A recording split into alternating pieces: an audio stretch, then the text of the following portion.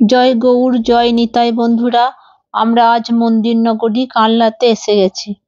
এই ভিডিওটি ইনফরমেটিভ হতে চলেছে, আপনারা অবশ্যই আমার সাথে থাকুন। প্রথমে বলে নিই এই কানলাতে কিভাবে আসতে হবে। এটা হচ্ছে কানলা স্টেশন। কলকাতা বা শিয়ালদহ থেকে কাটোয়া লোকাল ধরে এখানে আসতে পারেন। তাছাড়া আপনারা বাসে করেও এখানে আসতে পারেন, বাস যোগাযোগও আছে। তারপর একটা টোটো করে নিয়ে আপনারা পুরো কানলা শহর ঘুরে দেখতে পারেন। কানলা হলো ভারতের পশ্চিমবঙ্গের রাঢ় অঞ্চলের একটি শহর। শহরটি ভাগীরথী নদীর পশ্চিম তীরে অবস্থিত। এখানে প্রচুর সংখ্যক পুরাতন মন্দির থাকায় এই স্থানকে মন্দির শহরও বলা হয়। আমরা প্রথমে কানলার বিভিন্ন স্থান ঘুরে দেখি, তারপর নিত্যানন্দ প্রভুর বিবাহ স্থানে যাব। এই শহরের নাম সিদ্ধেশ্বরী মন্দিরের দেবী মা অম্বিকা কালীর নাম থেকে গ্রহণ করা হয়েছে। এই হচ্ছে সেই মন্দির, সিদ্ধেশ্বরী মন্দিরের। এই যে ভক্ত সব ভিড় রয়েছে, সব পূজা দেওয়ার জন্য দাঁড়িয়ে আছে। আর এই যে এইগুলো হচ্ছে সব শিবের মন্দির। এই যে মহাদেব, এই পাশের মন্দিরগুলো, এই যে মহাদেব রয়েছে, এইগুলো সবগুলো হচ্ছে শিবের মন্দির। আগে এই স্থানে নরবলি দেয়া হতো, এখন তার হয় না। তবে আমি বলি যে মা কি তার সন্তানের রক্ত কখনো পান করতে পারেন? আপনারা কি বলেন? এটি হচ্ছে অনন্ত বাসুদেব মন্দির। এই মন্দিরটি সিদ্ধেশ্বরী মন্দিরের কাছেই। মূলত ব্রজকিশোরী মন্দির নামে এটি পরিচিত। বাসুদেবের 1.2 মিটার উঁচু মূর্তিটি কষ্টি পাথর দিয়ে তৈরি। বাসুদেবের সাথে সরস্বতী, লক্ষ্মী সহ আরো অনেক দেবতা রয়েছে এখানে। এখন গোপীনাথ গৌড়ীয় মঠ দ্বারা রক্ষণাবেক্ষণ করা হয়। এই যে মন্দিরটা আপনারা একটু দেখে নিন, এই যে এরকম বেশ বড় আছে মন্দিরটা। পোড়ামাটির অলঙ্করণ সহ বেশ কয়েকটি সুন্দর সুন্দর মন্দির এখানে রয়েছে। তার মধ্যে এই একটি মন্দির। এই মন্দিরটা দেখুন কত পুরনো, দেখেই বুঝতে পারা যাচ্ছে। এই যে কারুকার্যগুলো কিরকম, খুবই পুরনো মন্দির এটা। এটি হচ্ছে গোপালজির মন্দির। আর এই মন্দিরের দেবতাকে দেখুন, দর্শন করুন। আমরা এখন রাজবাড়িতে যেতে চলেছি। এই কমপ্লেক্সটা দেখুন, বেশ বড় ও সুন্দর জায়গা। এই যে খুবই সুন্দর। 108 শিব মন্দিরের বিপরীতে গেট দিয়ে রাজবাড়িতে মন্দিরে প্রবেশ করে ঢুকে বাঁদিকে যে কামানটা আগে দেখালাম, ওই কামান পেরিয়ে একটু এগুলেই প্রথমে পড়বে প্রতাপেশ্বর মন্দির। এই যে এটা অপূর্ব টেরাকোটার কারুকার্য মণ্ডিত এই মন্দিরটি। আপনাদের একটু এখানকার কাজগুলো দেখিয়ে দিই, দেখুন। আর ভেতরে এই যে শিবলিঙ্গ রয়েছে, এই দেখুন অপূর্ব কাজ। এই যে ওই দেখুন, এখানে হচ্ছে শিব পার্বতী, দেখুন মাঝখানটায়। এখানে রয়েছে রাসমঞ্চ, চারিদিকে খোলা, ওপরেও কোনো শেড নেই। ভেতরে আরেকটি ছোট্ট মঞ্চ রয়েছে। এখানে রাসের সময় ওই গোপালজিকে আর লালজিকে এখানে নিয়ে আসা হয় এই মঞ্চতে। দেখতে বেশ ভালো। আমরা এখন যেতে চলেছি লালজি মন্দিরের দিকে। এই যে দেখুন, এই মন্দিরটাও পরিসর বেশ বড়। এই যে ভিতরে গিয়ে এখানে এই দেখুন, এই মন্দিরটা হচ্ছে এন্ট্রি গেট। আর এই ভেতরেই এখানে রয়েছে এই দেখুন তুলসী মন্দির, আর বড় অঙ্গন রয়েছে একটা। এই যে হচ্ছে মন্দির, প্রায় ভগ্ন প্রায় মন্দিরটা। এই মন্দিরের দেবতাকে দর্শন করুন। এই যে দেখুন কত সুন্দর, রাধা গোবিন্দ। আর এটা হচ্ছে দেখুন আটচালা। এই যে এটা হচ্ছে আটচালা। আর এটা হচ্ছে গিরি গোবর্ধন মন্দির। এই যে লালজির এই মন্দিরের প্রাঙ্গণেই রয়েছে এটা, এই মন্দিরটা। এই যে এখানেই রয়েছে গিরি গোবর্ধন মন্দির।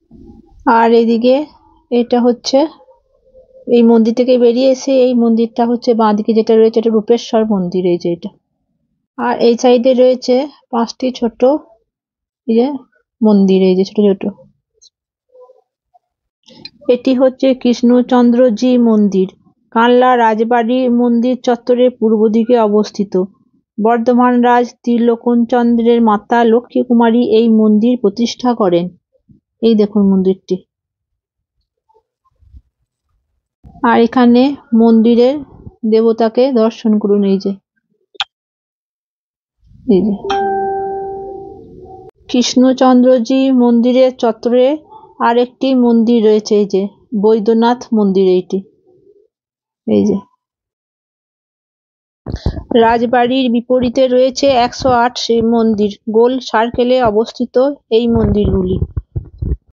এটি নবকৈলাসের মন্দির চত্বর। আটচালা শৈলীতে নির্মিত 108টি শিব মন্দির নিয়ে গঠিত। মন্দির দুটি সমকেন্দ্রিক বৃত্তে সাজানো হয়েছে। বাইরের মন্দিরগুলিতে সাদা আর কালো শিবলিঙ্গ আছে, আর ভেতরের সমস্ত মন্দিরগুলিতে সাদা শিবলিঙ্গ রয়েছে। বাইরের বৃত্ত 78টি মন্দির নিয়ে গঠিত এবং ভেতরের বৃত্ত 34টি মন্দির নিয়ে গঠিত। আর এই যে এখানে মাঝে গার্ডেন বানানো আছে। এই যে এগুলো বাইরের মন্দির, আর এই সাইডে এগুলো হচ্ছে ভেতরের মন্দির, আর মাঝে রয়েছে গার্ডেন। শ্রী চৈতন্য দেব বাংলার একজন মহান সমাজ সংস্কারক এবং হিন্দু গুরু ছিলেন। ইনি দুবার কানলা সফর করেছেন। মহাপ্রভুর মন্দিরটি শ্রী চৈতন্য ও নিত্যানন্দকে উৎসর্গ করা হয়েছে। এখানে ঝলক দর্শন হয়, মানে এক ঝলক দর্শন করে দরজা বন্ধ করে দেওয়া হয়। আর নিত্যানন্দ প্রভু আর মহাপ্রভু এখানে আছেন। গৌরীদাস পণ্ডিত ছিলেন গোপালক সুবালার অবতার, মানে বৃন্দাবনে শ্রীকৃষ্ণের ও বলরামের অন্তরঙ্গ বন্ধু। গৌরীদাস পণ্ডিতের শ্রীপাঠের পাশে একটি বড় তেঁতুল গাছ আছে, যার নিচে বাসুদেব ঘোষের সাথে ভগবান শ্রী চৈতন্য একবার শ্রী গৌরীদাসের সাথে দেখা করতে এই স্থানে এসেছিলেন। এই যে এই স্থানটিতে তিনি কিভাবে এই স্থানে এসেছিলেন, কার সাথে দেখা করেছেন, সবকিছুই চিত্রপটের দ্বারা এখানে দেখানো আছে। আর এটি হচ্ছে সেই মন্দিরটি, এই যে যেখানে মহাপ্রভুর পদচিহ্ন আছে। এখানে এই যে দেখুন, এটা হচ্ছে মহাপ্রভুর পদচিহ্ন। শ্রী চৈতন্য মহাপ্রভুর নির্দেশ পেয়ে শ্রী নিত্যানন্দ প্রভু বিয়ে করে বাংলায় স্থায়ীভাবে বসবাসের সিদ্ধান্ত নেন। এই যে এই বাড়িটি দেখছেন, এই সাইডে এখানেই হচ্ছে নিত্যানন্দ প্রভুর বিবাহ স্থান। এই যে এটি। নিত্যানন্দ প্রভুর দুটি স্ত্রী ছিলেন, জাহ্নবা ও বসুধা। এরা সূর্যদাস সরখেল নামের মহান ব্যক্তিত্বের কন্যা ছিলেন। প্রথমে জাহ্নবার সাথে বিবাহ হয় নিত্যানন্দ প্রভুর, পরে যৌতুক হিসাবে বসুধাকেও দিয়ে দেওয়া হয়। তাই ওনার দুটি স্ত্রী ছিলেন।